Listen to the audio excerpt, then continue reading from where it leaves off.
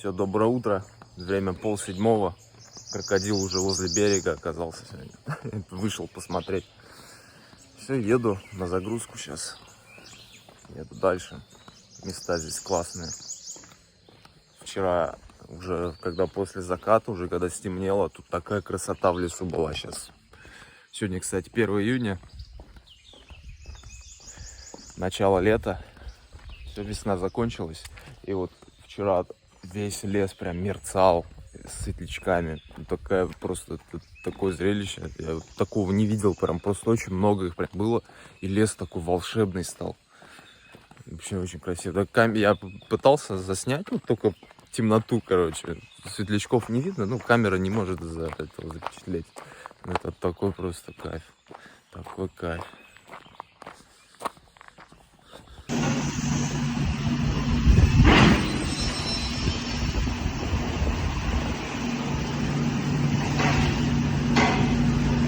Вот где делают американскую фанеру.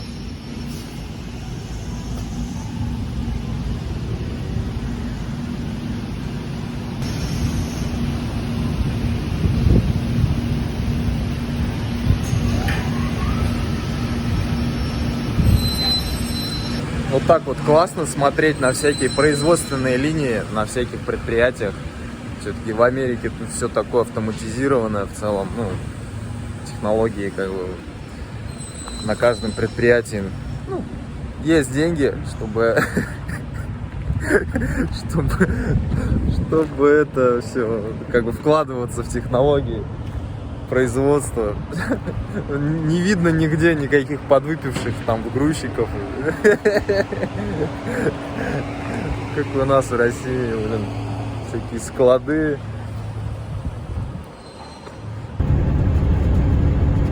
Вот американские черные любят вот на эти линкольны, кадиллаки ставить такие большие колеса. Очень так уродски выглядит на самом деле. Я понимаю, вкусы не спорят, но я вот до сих пор смотрю такие, как вижу это. Вообще не идут такие колеса этой машине. Вообще просто уродски.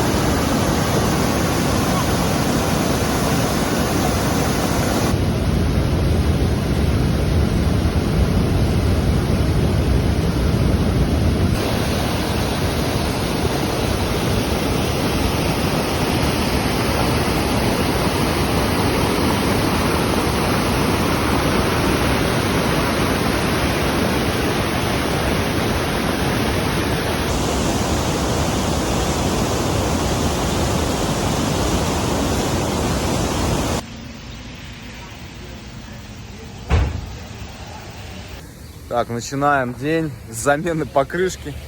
Она уже стертая, она вместе с запаской мне ее земляк дал, а там уже резина была стертая, но лишь бы доехать. Вот, и сейчас мне ее менять надо. Вот, чем и занимаюсь в городе Спрингфилд, в городке, штат Иллинойс.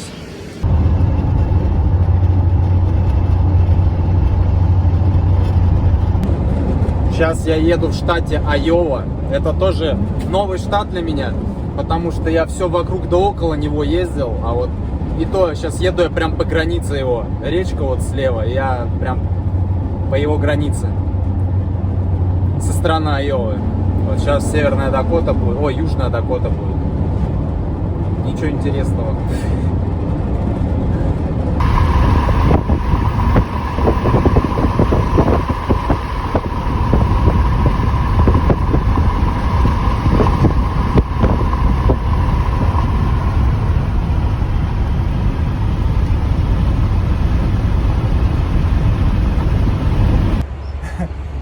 первый раз заглох на трассе сейчас.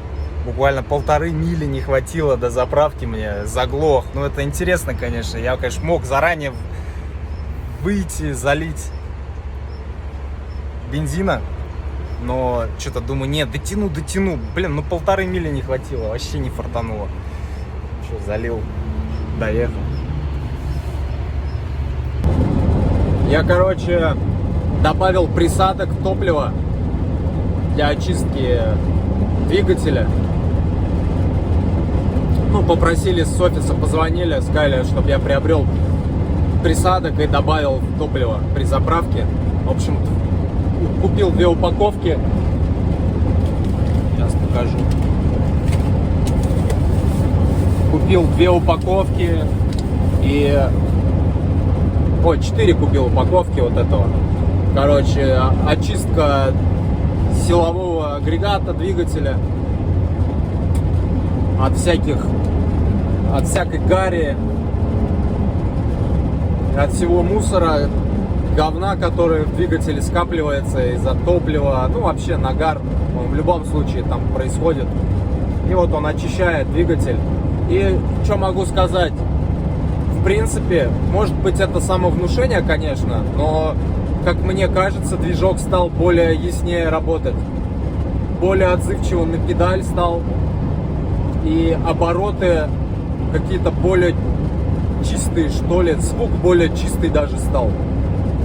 Ну, как-то, вот как будто он реально прочихался, движок.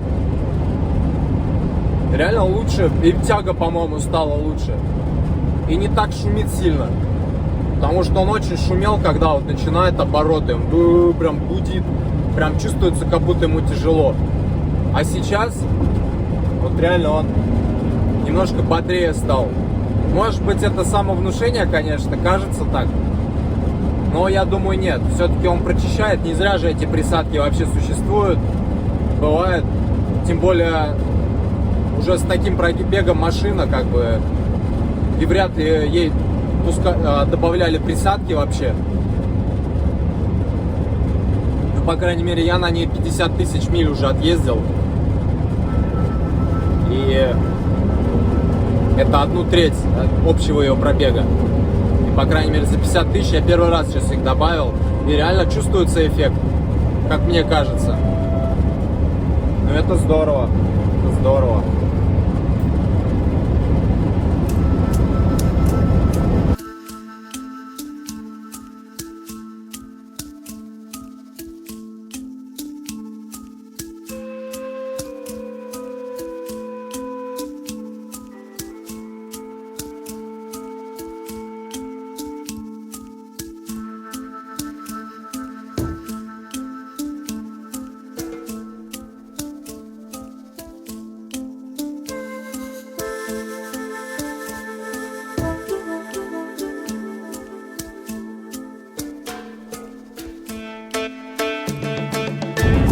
Сейчас я, по сути, с юга на север, с почти самого юга на самый север США еду. Как раз выгрузка у меня будет недалеко от канадской границы. И вот сейчас интересное наблюдение. Ну, я еду на север, естественно. И самый ближайший крупный город — это Виннипег, канадский. До него 200 миль. Вот, и видно, как с него взлетают самолеты прям трассерами, прям очередью вот так вот. Ну, крупный аэропорт, крупный город. И классно наблюдать, смотришь, думаешь, с Канады уже взлетают. Классное наблюдение. Всегда какой-то масштаб чувствуется такой, когда что-то видно издалека. Такое чувство прикольное, как будто телепорт какой-то. Я не знаю даже с чем сравнить. Наверное, ну, не знаю, такое интересное чувство. Что-то такое, как будто ты соприкасаешься с чем-то таким великим, огромным, масштабным в рамках планеты. Интересное чувство. Вот это видно, что с 200 миль издалека, 200 миль это сколько там, грубо говоря, где-то 300 километров, и видно, как взлетают самолеты. Ну вот сравнил, вот тоже интересный момент в жизни, вот, географический такой. Это вот когда, вот, например, из калмыцких степей виден большой Кавказский хребет. Вот я помню на велосипеде, мне казалось, я так далеко уже уехал. Сколько дней я ехал с Кавказа, там с Осетии. Еду. Ну, уже несколько дней, наверное. Назад оборачиваюсь с утра, когда хорошая погода, нету никакой дымки. И я вижу Кавказский хребет, большой Кавказский хребет. И думаю, вау, вот это масштаб, конечно, вот это высота. И что с такой дали, там, я не знаю, сколько километров, там, сколько сот километров, ну там, может быть, 300 километров как раз. И до сих пор его видно, думаешь, это здорово. Но это видно только, в принципе, с утра в такую ясную погоду, либо, может, на закате еще. Вот. Но я с утра вот прям видел. Это классное, конечно, чувство. Также в Тибете, ну, везде, где горные хребты большие, в Тибете тоже. На севере тибетские вот эти... Тибетское Нагорье, оно по сути на севере, оно резко заканчивается и начинается пустыня. Гоби и тому подобное рядом. Вот, и по сути там резкая граница с гор. Горы заканчиваются такими хребтами, скалами. И начинается такая великая степь, так скажем. И вот там тоже издалека видно этот Тибет, короче. Это тибетское Нагорье, это здорово. Вообще, это, конечно, горы, это замечательно. Вот, находясь рядом с горами, вот чувствуешь мощь природы,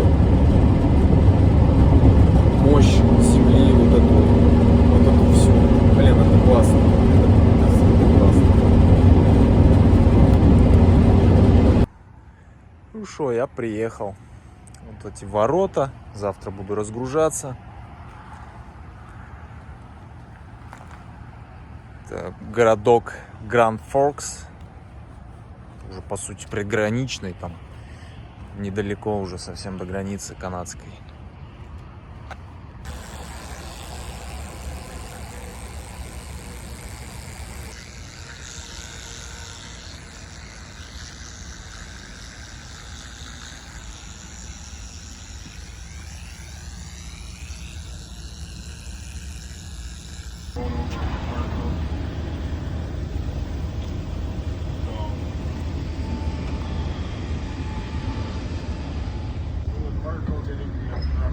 О, Мишка.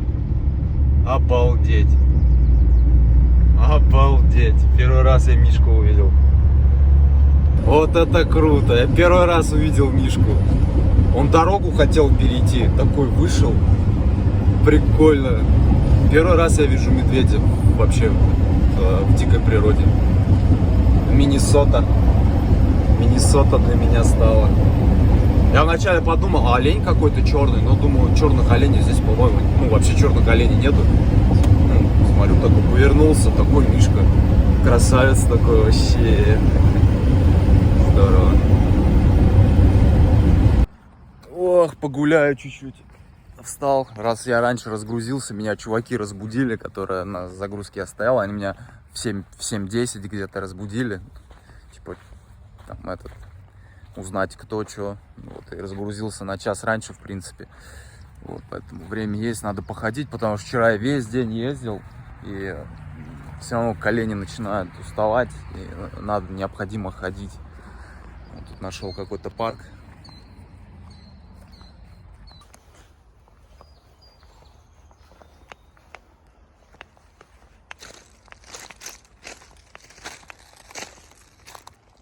Вот здесь, вот в Миннесоте, на севере США, вот природа, вот действительно, вот уже вот сродни нашей, вот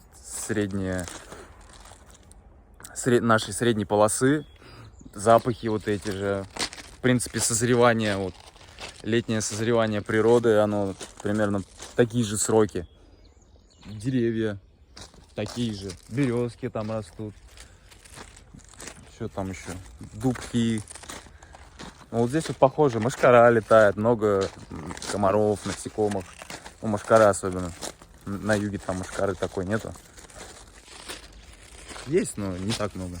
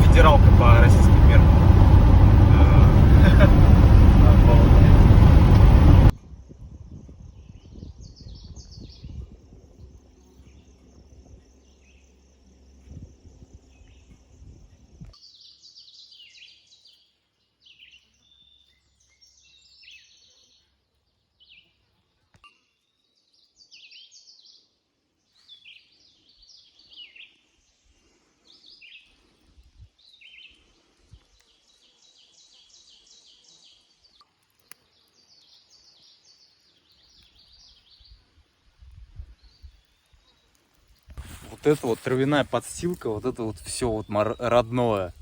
Одуванчики, вот нашей средней полосы, Сибири. Вот реально, вот сколько я на ней палатку, вот сколько я ночевал на ней, палатку ставил. Вот слепни еще летают, Миша. Натуральная Сибирь, у меня прям ностальгия, как будто я в Сибирь приехал. Серьезно, Миннесота, это граница с Канадой. Все-таки насколько это все родное, знакомое. Какое тут все прекрасное.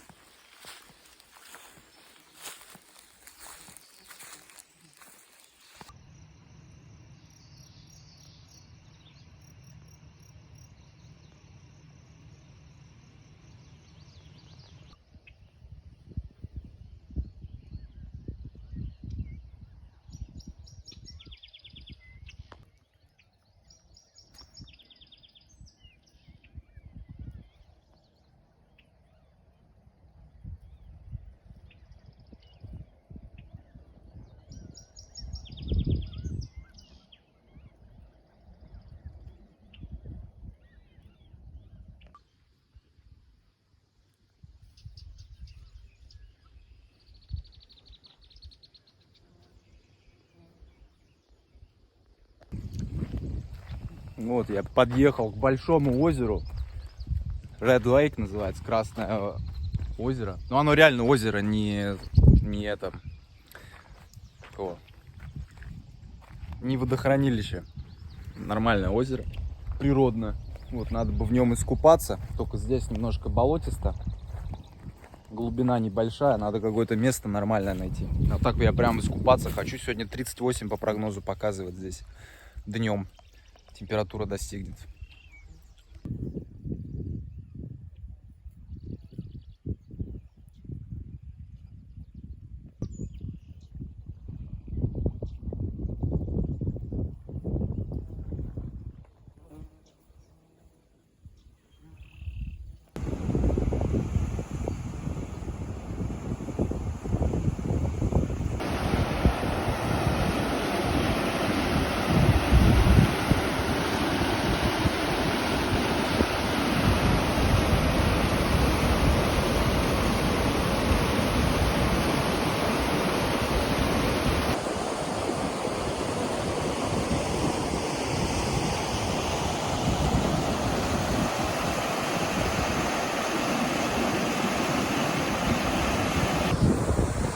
Про то, что это природное озеро, я ошибся, оказывается, вот. Я думал, она впадает наоборот туда, она вытекает, и по сути здесь дамба, и за счет этого вот и затопилось все. Так что это тоже все человеческих рук дело. А он там пеликанов пасется много. Вот здесь, может быть, и искупаюсь как раз там в том месте. В жизни не видел столько стрекоз. К сожалению, приходится их сбивать.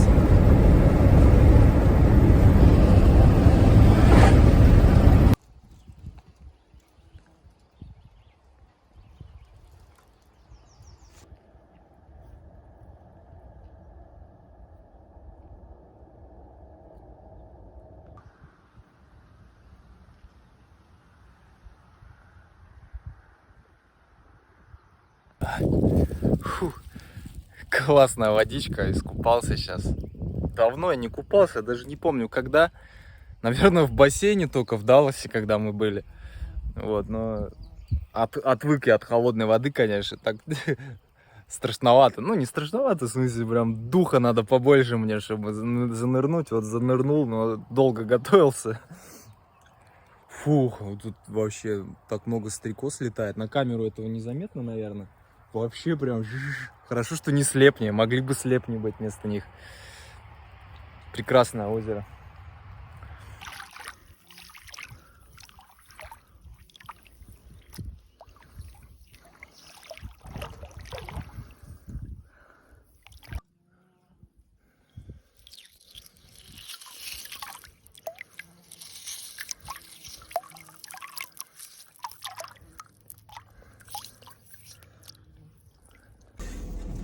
Так, покупался, освежился, можно ехать дальше на Чикаго.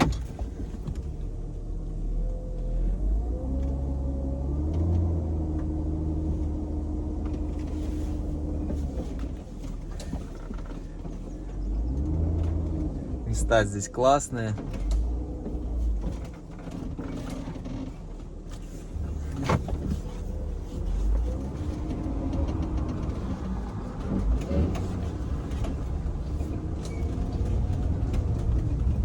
Это песочек, тут главное проехать вон. Ох, кайф. Кайф все-таки купаться.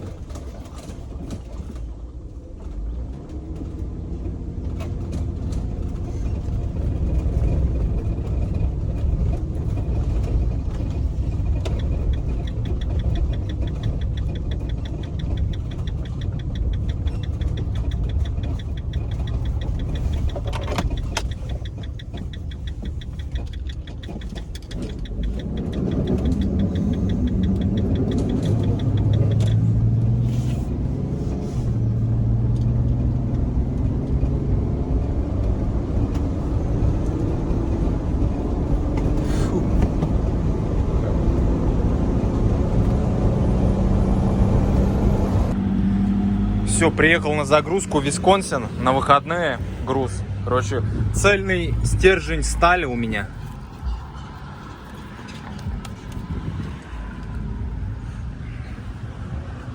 Двухтонный. Так, ну что, работа работает. Окупание по расписанию.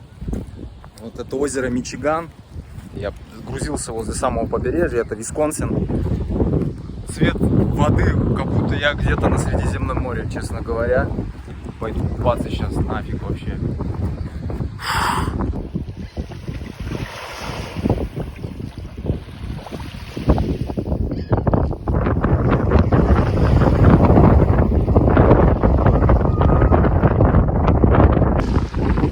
Скупался. Вода холоднющая вообще просто. Ну, такая озерная. Такая еще весенне холодная, потому что жаркая погода не так давно стоит, еще вода не прогрелась. Хотя я вообще не знаю, она прогреется, здесь нет.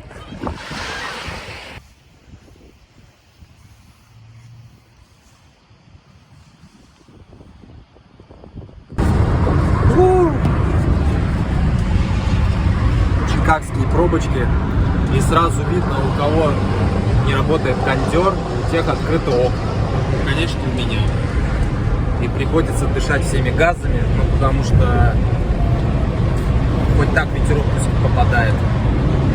А если просто обдувом, то горячий и плохой обдув получается. 31 градус жары показывает, наверное, жарче. 32-33. На асфальте здесь под 35 точно. И мне сейчас все чикагские пробки собрать надо. Там дома я сегодня буду примерно к 2 часам ночи, наверное, приеду. Ну что, время час ночи. Мне до дома еще ехать где-то 3,5 часа. Я вон взял чизбургер на тракстапе. Перегорели у меня лампочки все, короче, передняя там опять вылетела, надо было поправить, и задняя перегорела, короче, пока менял туда-сюда, вообще даже забыл снимать. Поем сейчас, я не знаю, доеду сегодня до дома, нет. Я, конечно, уже отдыхать лег, но с другой стороны и домой охота доехать.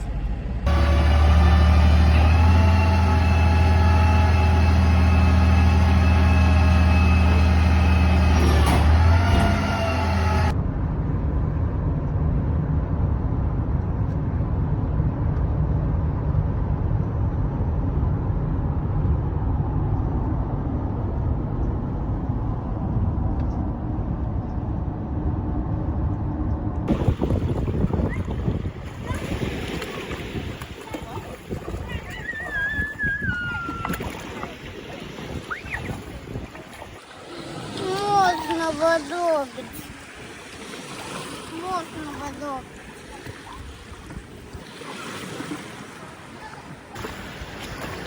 Не, видите. Самое прикольное видео, Васька, кто готовит возле. Ну все, мы приехали на озеро Эри. Эдаке нравится.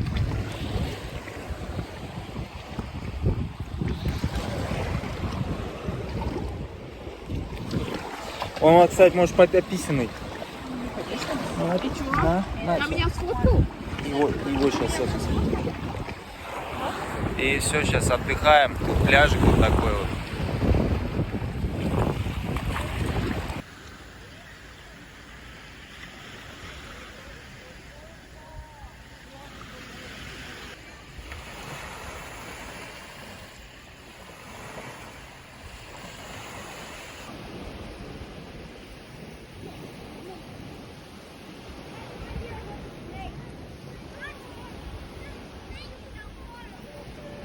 Камушка.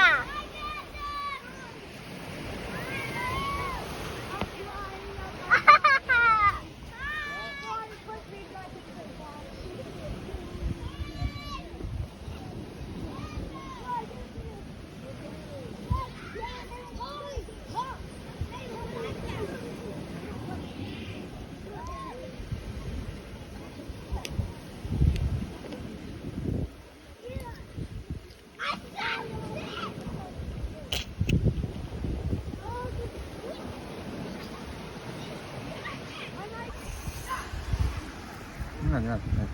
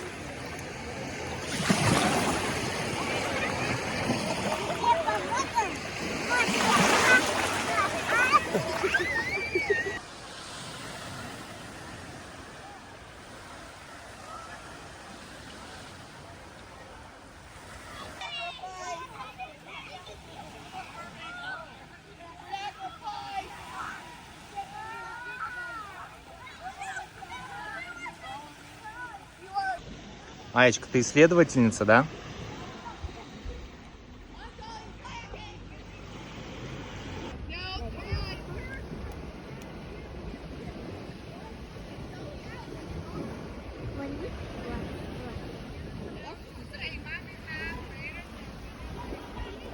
Ходи.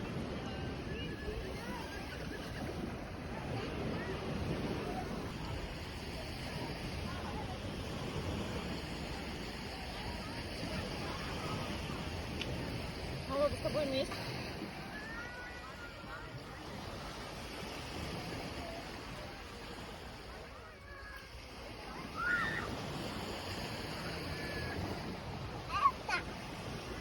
Вкусно. Вкусный.